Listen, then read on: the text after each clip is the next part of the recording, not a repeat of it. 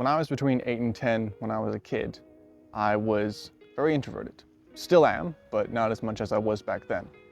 And being an introverted kid, I didn't have a lot of close friends because I was scared of making friends and scared of getting to know people.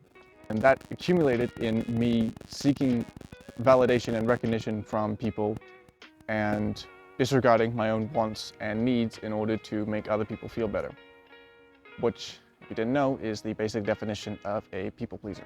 And I thought I got rid of this, but I didn't realize the fact that I still had it when I was 13 till I was 18 during my high school years. And I'm 21 now, and I'm slowly beginning to, I guess, reset my brain into being a people pleaser, into just being myself. And it is something that I'm slowly working on, and I thought that I could go over a few things that I've experienced in my years of, I guess, being a people pleaser, and things I'm still right now trying to stop, and hopefully that there are people watching this that I can help out with that. The first one is just saying no. God, I hate saying that word, because I guess in my brain I thought that no and saying no to somebody would just turn out into the worst case scenario, being either an argument or a fight or any other bad thing I could think in my head. Like, one of my friends will ask me if when they're going out and they ask if I want to join them to do something. I'll just say, no, that's fine, I'm good, thanks for the offer though. And that'll be fine. They're like, okay, yeah, that's your choice. And that's okay.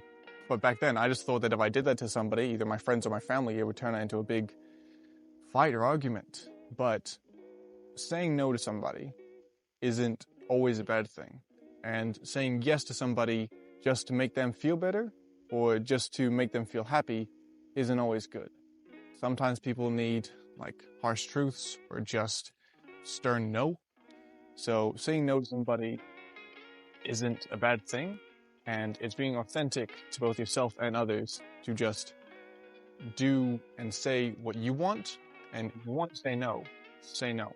It's better being authentic at that than being inauthentic and saying yes when it's something you really don't want to do, and in the end you might be doing something that might make you feel miserable, which isn't very good. So saying no is okay, and if it's something that you find hard, it's just something that you just have to realize and just keep doing. And eventually you'll get used to the fact that saying no isn't exactly a bad thing to do. It's actually pretty good. Now, I've had a few, I guess, toxic friends in my life.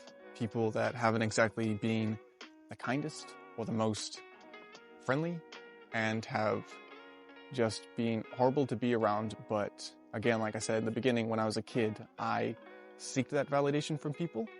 And in doing so, I became friends with people that were not kind to me. But at the point in time when I was young, I just thought that was part of it. Part of having a friend was having somebody who would just be with you and be kind to you, but also be very harsh and mean to you. Now, again, being a naive kid, I just went with it until later on that I realized that being with these toxic people that would just have a negative impact on my self-esteem and me the person, that I decided just to leave and cut them out. And it did so good for me because I eventually just found people that accepted me for who I am. So if you do have toxic people in your life, specifically friends, and you realize that, it is hard to lose people, especially if you've been with them for so long, but it's better to leave them than it is to stay with them. And the last one is something that I do a lot. And when I mean a lot, I mean a lot. I apologize so much. Even if it's something that isn't my fault directly, even if it's just a small little slip up, I apologize so much for it. Like, I feel so bad for doing something that I feel like I've caused somebody else any kind of physical or emotional pain. I will just apologize like that, so quick. And it's not bad to apologize if it's your fault.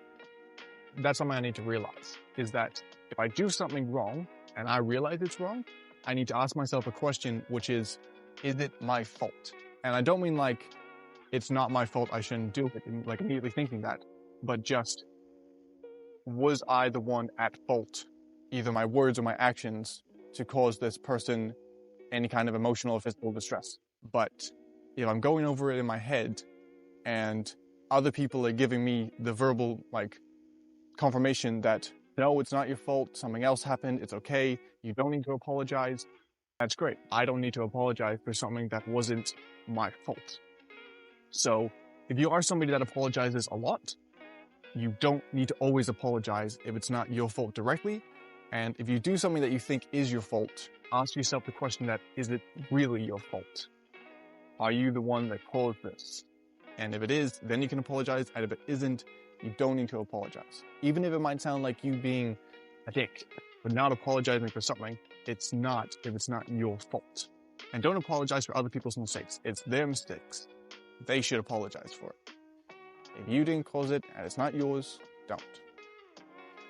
So, yeah, those are the main three things that I've mainly experienced in my, years of being a people pleaser, and things I am trying to reduce, not stop.